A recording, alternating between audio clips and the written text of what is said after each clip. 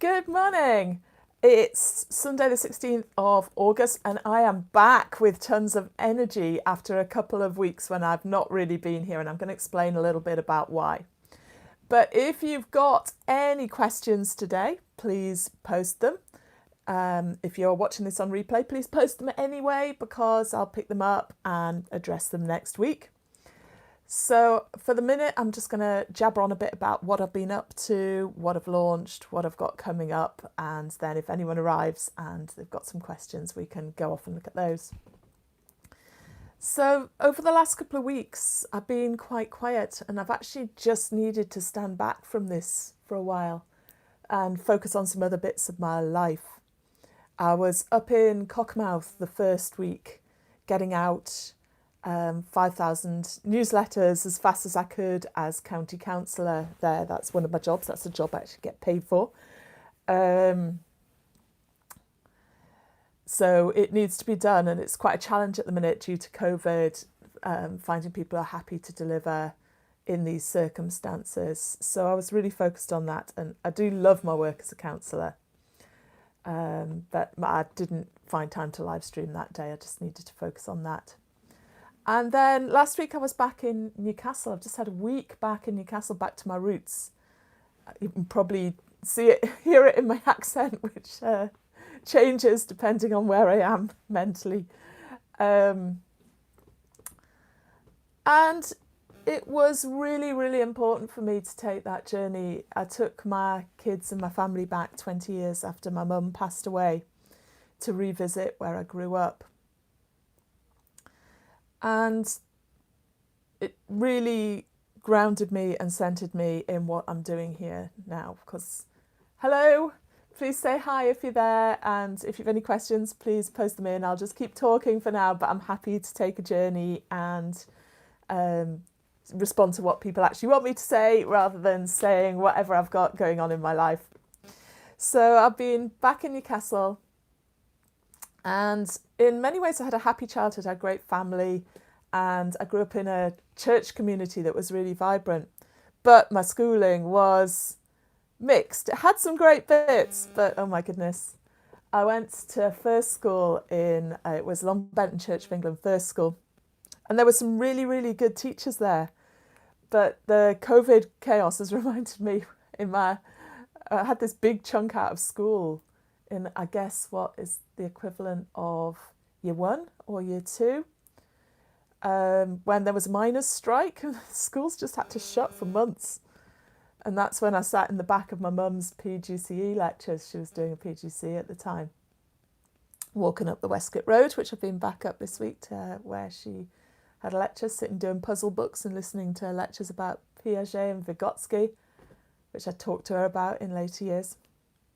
And then, although there was some great stuff going on at my school, we were out of it having been out of it because of the miners' strike. We were then out of it for over a year because it was torched by arson in the 1970s and 1980s. It was really tough in Long Benton. It was not a great place to live. And we had to decamp into another school where there was some spare buildings and try and learn some there and some spare classrooms. So a lot of lessons in church halls, a lot of chaos. And then when I was 9, I transferred to Long Benton Middle School in 1982. And if anyone knows anything about Newcastle and Long Benton and 1982, you'll probably know that that was not a great place for a 9-year-old to be. Hi, please check in, say hi if you've got any comments. If you're just interested in listening, that's fine, but I'd much rather talk about what you want to talk about. So at the age of 9, I went to Long Benton Middle School, and that's where learning stopped completely. There was no teaching and learning going on there. There was a good music teacher, I remember. People actually enjoyed their music. And I think we did a bit of woodwork, but apart from that, we weren't learning anything. It was chaos. I just remember hiding in the loos at break to avoid getting beaten up again, and trying to avoid the kids who were in there doing glue and aerosols. And the good teachers, they were the ones who sent you home 20 minutes early so you didn't get beaten up on the way home. Yeah, And what happened was the Conservatives were in power. We've got, if you're not in Britain, they're not very good at state education. And they'd brought in this policy of subsidising private school places to try and buy their voters, I guess. And what it meant was that in the tougher schools, every family who could possibly get their kids out of those schools was gone. And there were no PTAs, there were no governing bodies because all the middle class parents had gone.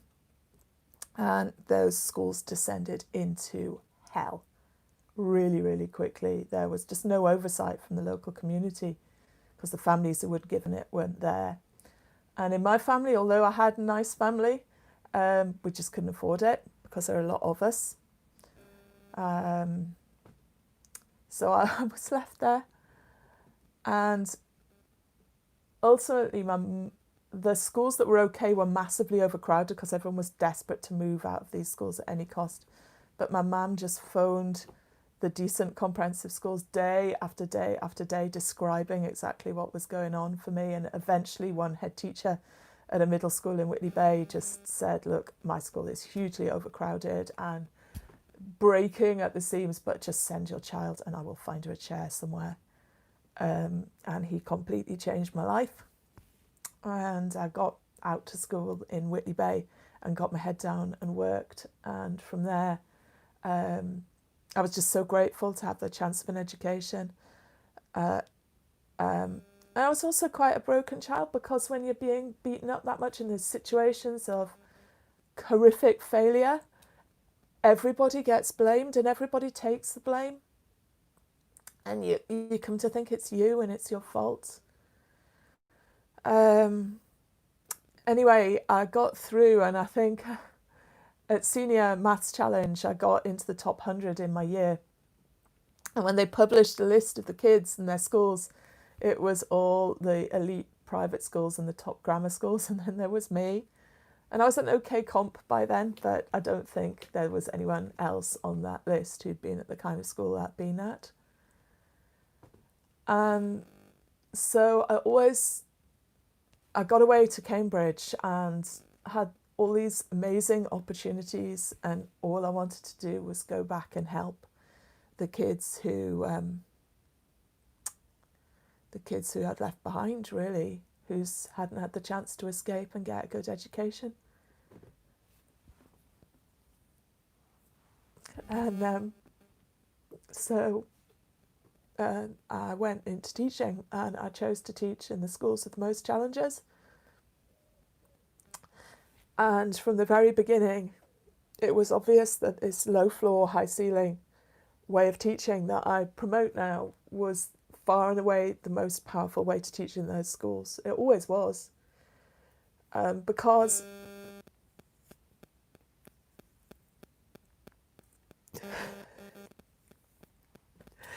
because a lot of those kids that you're dealing with the estates where pretty much every child is on the at-risk register and they've got no self-esteem. They don't believe they can do it. Their parents can't help.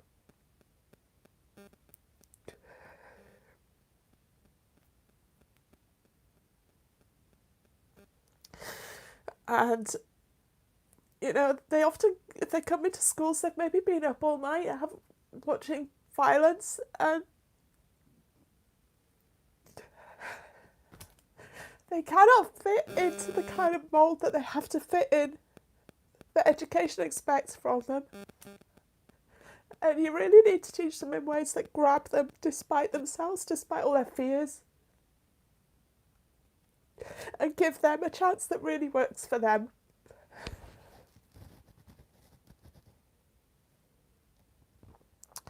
God, I didn't expect this. And it was always hard to teach there. It really was. Because you don't get highly rated as a teacher no matter how highly skilled you are, because the kids don't do as well because of all the challenges they're facing.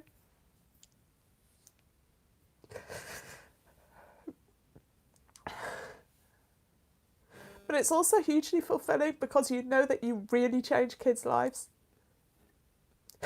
That you reach them and you touch them and you give them self-confidence.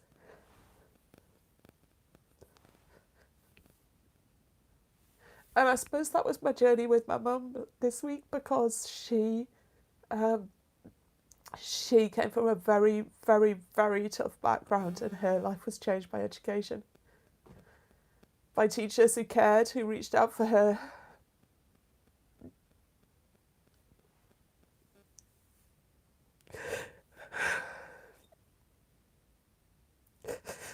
And it's just been so hard over the last 10 years, because while teachers who worked in the most challenging circumstances used to be negatively rated, in 2010 this Conservative government came in who just decided to persecute those teachers and the people who, they decided to run a cultural revolution in education. And there's this great article by Michael Gove, who was education minister at that time, saying that that's exactly what he was going to do. And it is what he did. Persecuted the experts, got rid of them.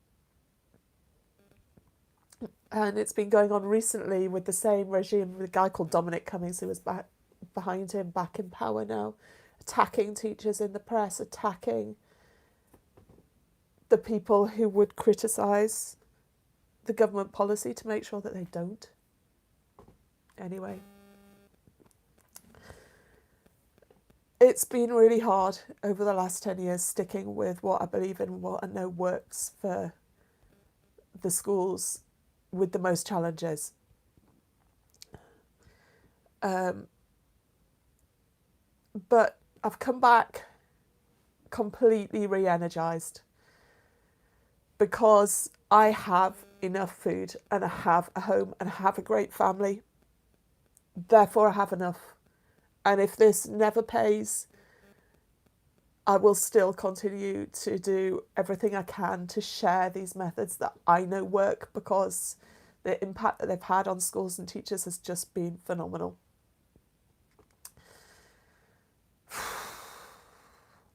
And meanwhile, I'll also do everything I can to promote intelligent policy and education in politics, because somebody has got to stand up to what's going on now. I don't know if you're watching the British press. Over the last few months, with Dominic Cummings back in charge, there's been various horrifically ignorant things done. And the latest was last week with the A-level results, where after years of punishing the teachers who work in the most challenging circumstances and saying that it's their fault that the children don't do as well, they've used statistical methods to downgrade all the children from challenging backgrounds on the grounds that they always do worse. So when they've had to use predictive statistical methods in results, they will therefore do worse, therefore we've downgraded them. Not good. Not good at all. Anyway, well, I've been kind of absent for a couple of weeks. Hi, I can see some people are still there. Sorry about the crying fit. If you've got any questions, I'm really happy to focus on your questions, not on me. It's a much more comfortable place to be. But anyway, while the last couple of weeks, I've launched a video on long division, which hopefully explains it really clearly. If it doesn't, please ask, because I want to get that right, because long division is so poorly understood. And also one on mental multiplication and division. And again, it goes quite fast, but it does link back to an easier video if anyone wants to see everything explained much more slowly, because there was one in the previous series for age 7 to 9. So a lot of the ideas in that video were explained already in the earlier video. So you might need to watch that one too. Comments, feedback, always welcome.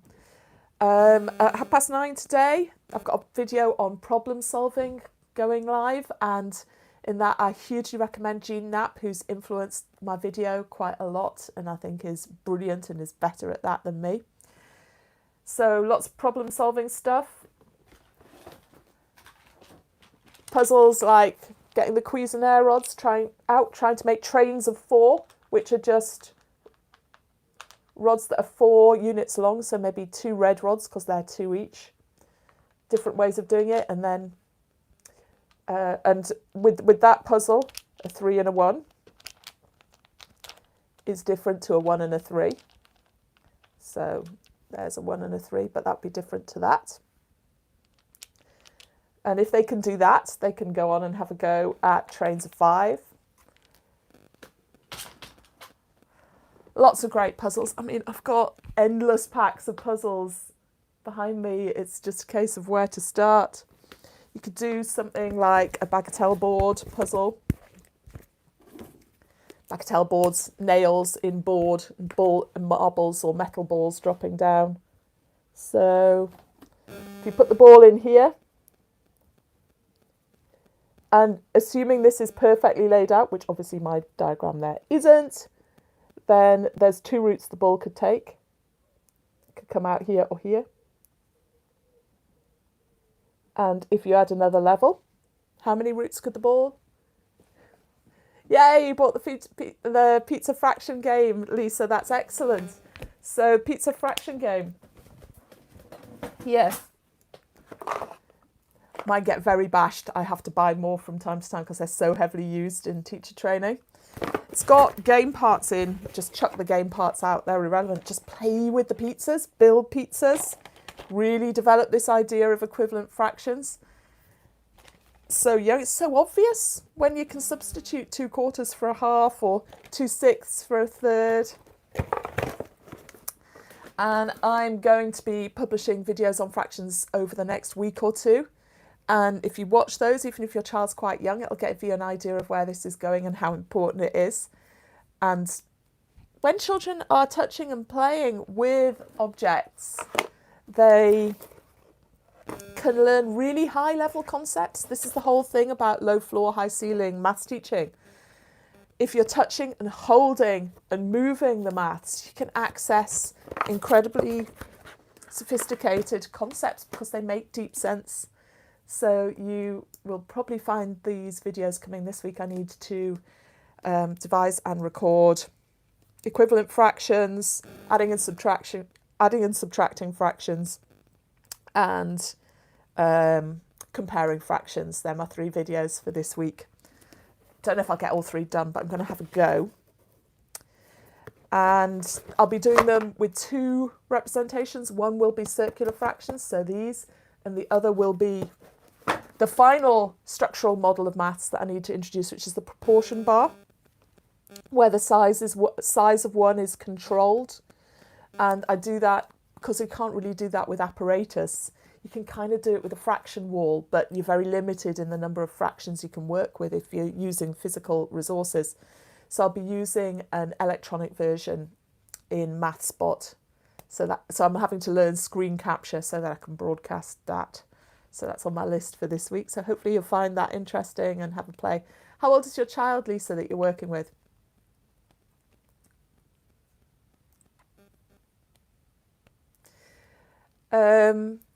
Yep, so back on the puzzles. If we look at the next level in this board, coming out of here, there's 1 route there. There's 1 route there. But there are 2 routes to here. And then if we go to the next level, how many routes are there to each place? It's really interesting to look at. And amazingly, it turns out that there's links between that puzzle and the trains puzzle. If you can get that far with your class, you're doing really, really well. Hi, if you're there, please say hi. Ask me any questions. Your questions are my focus. I will rabbit on for about another 5 minutes and then I'm going to knock off, so you've got that time. What else? So the problem solving video is going live at 9:30 if you'd like to stay and watch that.